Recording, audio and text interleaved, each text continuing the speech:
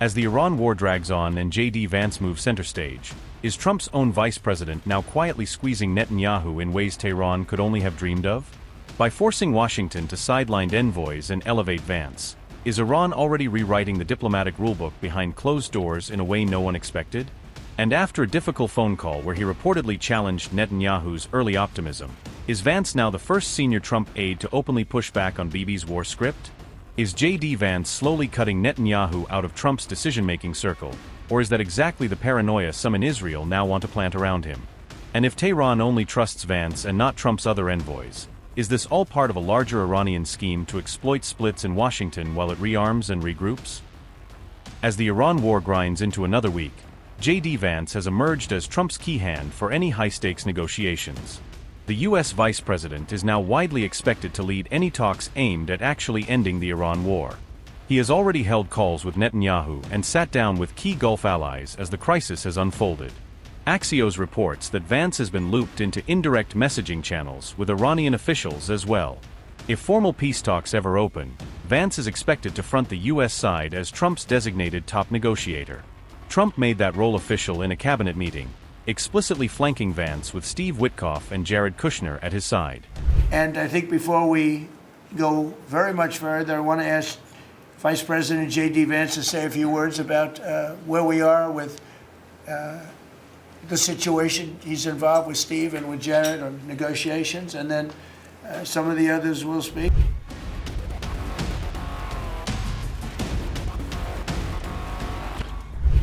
White House officials say Tehran sees Vance as far more acceptable than other U.S. envoys. Advisors argue that his long-standing skepticism of open-ended wars makes him a stronger negotiator in Iranian eyes.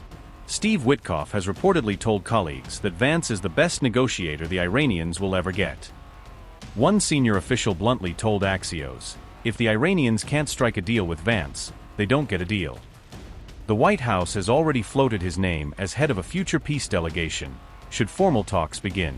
Iranian sources, however, say they are still waiting for top leadership in Tehran to approve any real negotiations. If talks do happen, Vance may find himself across the table from Parliament Speaker Mohammad Bagher Kalibaf or another senior power broker.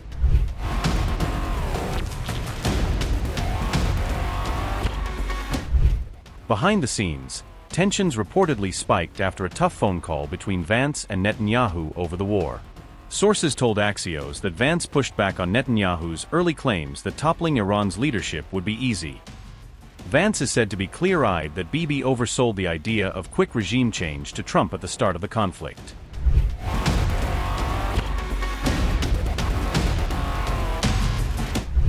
Inside Washington, some Vance aides believe figures in Israel are trying to paint him as too soft and insufficiently hawkish.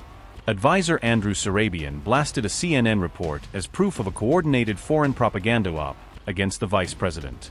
Another administration official told Axios flatly, it's an Israeli op against J.D., accusing critics of trying to box him in as just a dealmaker.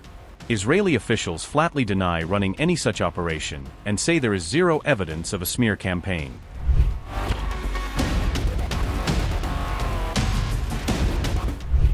Vance met senior Emirati officials on March 25 and Qatar's Prime Minister on March 26 to talk Iran, ceasefire options and U.S. support. Those meetings focused on Iran, ceasefire diplomacy, and continued U.S. military aid for Gulf partners under fire. Officials say Vance has been extensively involved in Iran diplomacy both before and during the current war. Even before the first strikes, he pushed hard on how long the fighting could last and what it would do to U.S. munitions. Sources describe him as one of the most skeptical voices in Trump's circle about the war's purpose and realistic endgame. But once Trump chose war, Vance backed using overwhelming force to end it as quickly as possible.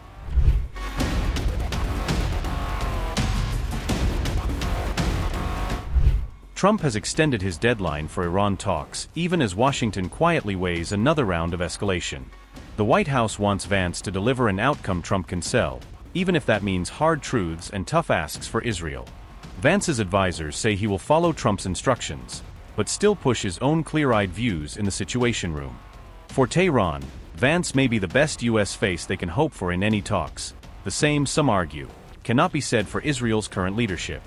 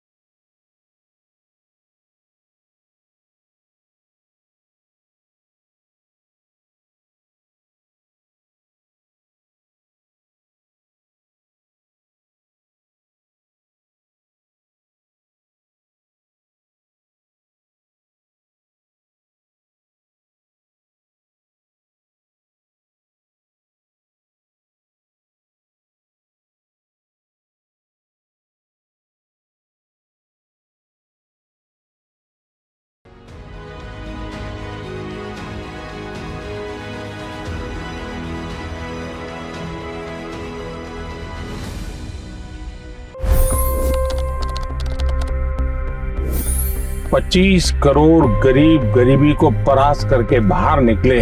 For the good of our nation, let's work together and let's truly make America great again. The fastest news breaks. Requested PM saying that look, you will have to speak to Putin and to Zelensky. The biggest newsmakers. The relationship with India is probably the most important bilateral relationship the US will have for the rest of this century. The capital delivered quite an election result today. Expert analysis. The million-dollar question today is how to stop this dance of death. Ground reports. I'm standing at the crossroad of the Kumbh Mela. Behind me are more than 100 entry ghats. Long-form interviews. Exclusionary politics is reflected in Manipur case as well. You don't bother because this is a small state. Deep dive into burning issues. It's often said DRC could be the richest country in the whole world. It's because of what sits underneath. Why exactly did the US topple the Sheikh Hasina government? HD videos. We don't just break news, we break it down.